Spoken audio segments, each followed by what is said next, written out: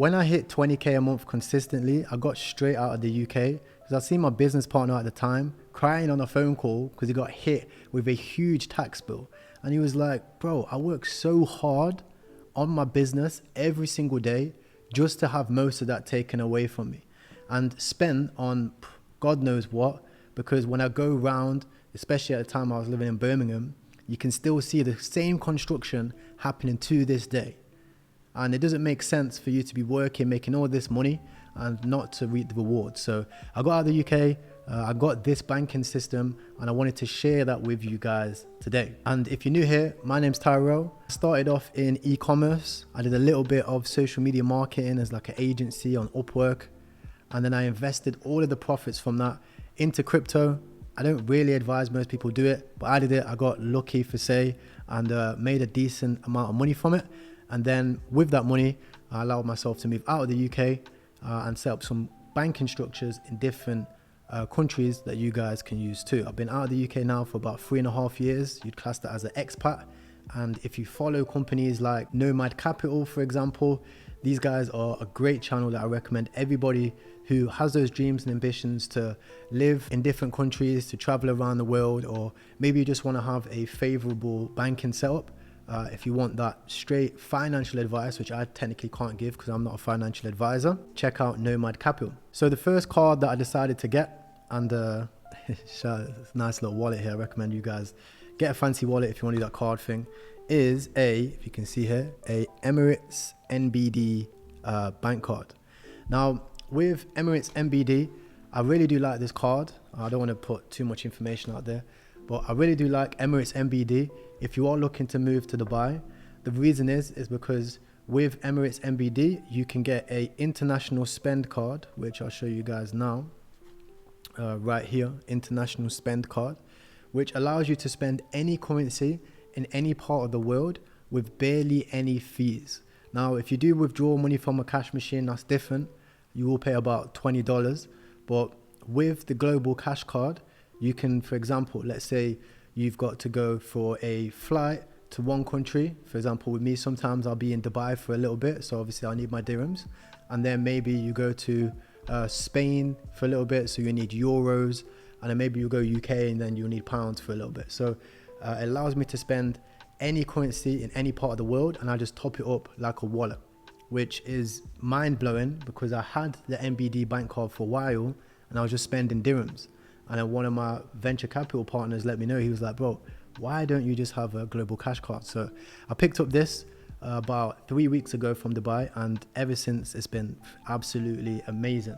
Now, in regards to visas, because I know a lot of people are going to be like, okay, yeah, get a bank, but what about my visa?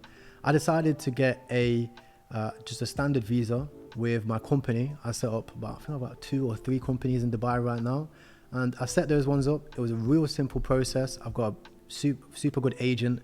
I did reach out to Nomad Capital before when I was going to bounce out of the UK, but Nomad Capital were trying to charge me like $30,000-$40,000 to get going because they only work with high net worth individuals.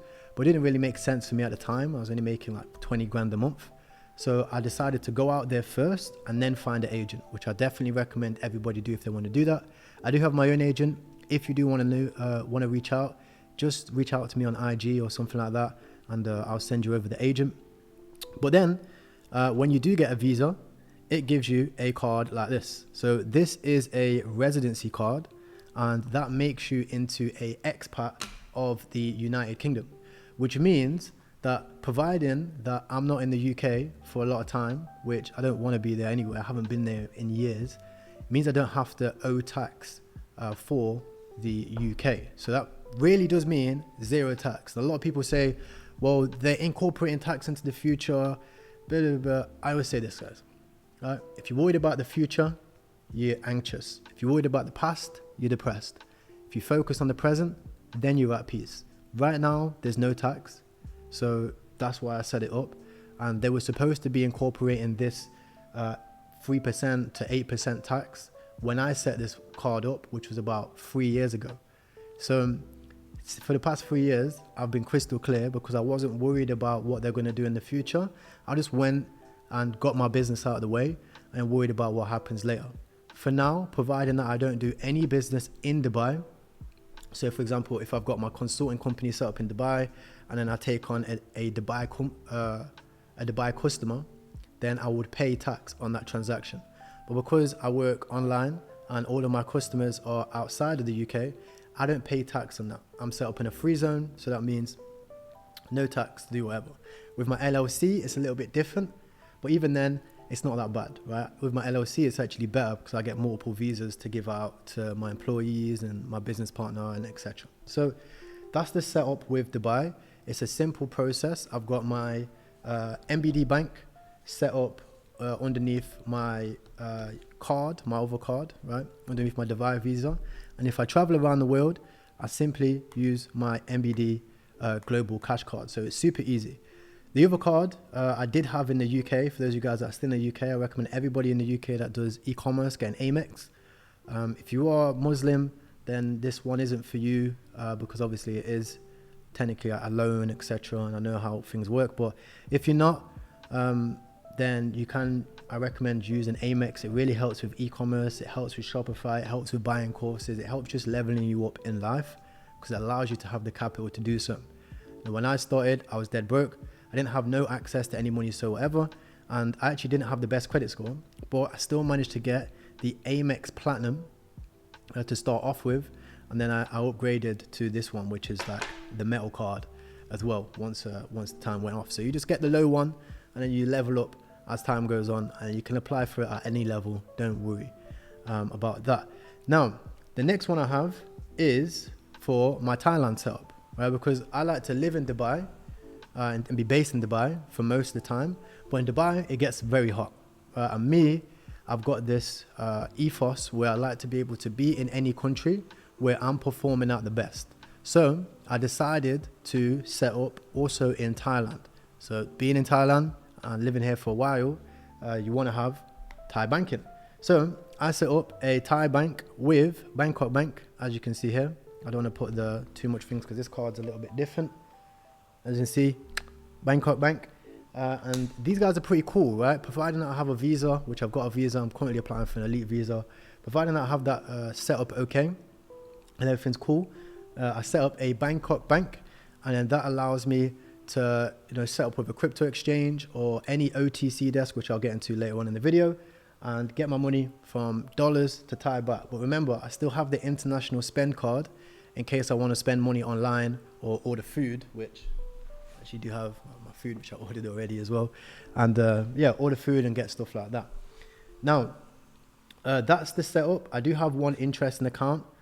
This one here is a Laos account, which is a new company that came out. And this one is for crypto cards. So if you do want to set up a offshore Laos account with a crypto card, feel free to reach out from my IG for that as well. These ones are okay. I don't really mess about with it too much because it's a new company and I do venture capital as it is. So I understand how these things are and anything can go wrong. So I only load it with like 20 or 40K at a time.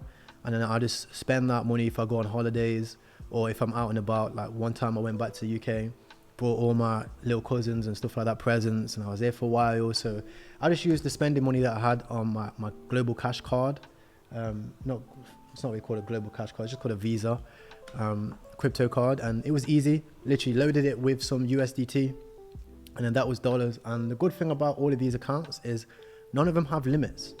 So one thing that you'll realize, and that's all the cards for now, but one thing that you'll realize is all of these cards that I've got, none of them have limits. So unlike the UK, where you get somebody calling you up, oh, you can't spend your money, or you can't invest in this, you can't do that. I'm not too sure how it is in the USA, but the UK, it's 24/7. And like, I used to be trying to just deposit 5K into my Bybit or my Binance, and I'd just be on my case. But with any of these banks, I get no problems whatsoever. They've got amazing customer service. They've been so helpful in, becoming an expat and traveling, and the service is absolutely like top tier compared to any UK company out there. Even like Chase Banking and all of these, posh banks. Chase cut off crypto deposits, just like that. So imagine you're a business owner and you want to have a diversified portfolio and manage your own portfolio, and Chase just tell you like, hey, no, we're not allowing you to put any money in your crypto anymore. NBD ain't moving like that really. Bangkok Bank ain't really moving like that either. No stress from those ones. So that's it. Those are the accounts. And I just want to leave one more thing if you guys just stay.